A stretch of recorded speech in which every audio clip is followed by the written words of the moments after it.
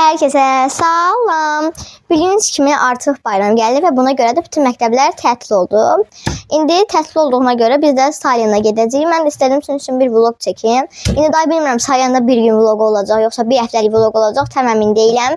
Yəni hər an dəyişə bilər. Nəysə, elə isə artıq videomuza başlayaq. Deməli uşaqlar, artıq maşındayıq. Salyana doğru gedirik. Yolda McDonald's aldık.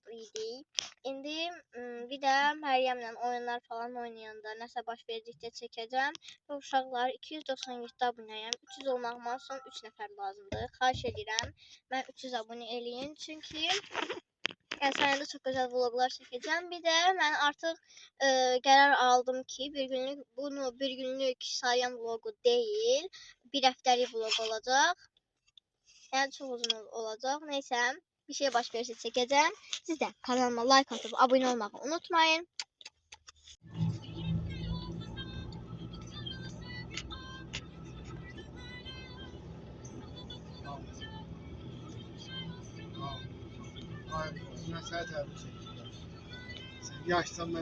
Deməli uşaqlar, hələ də yolumuza devam edirik.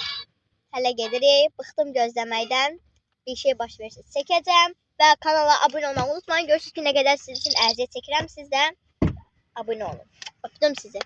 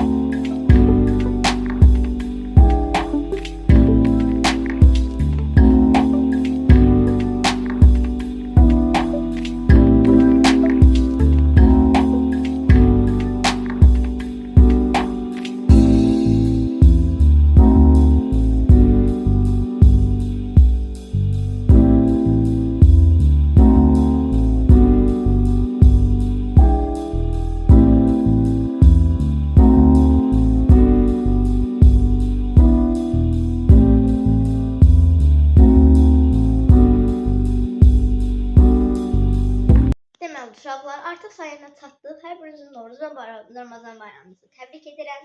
Sizləri çoxlu öpürəm. Və indi demişdim, ya vlog çəkəcəm, ya da bir həftəlik vlog çəkəm. Yenidən düşündüm ki, bir günlük vlog çəkeyim. Çünki hazırlamaq falan çətin olacaq. Bir həftəlik vlogu başqa gün çəkməyi düşünürəm. Onsuz da şeyimiz çoxdur, günümüz çoxdur. Neysə, hamınız kanalıma abone olmağı unutmayın. Bu vlogun da artıq sonuna gəldik. Sağ olun.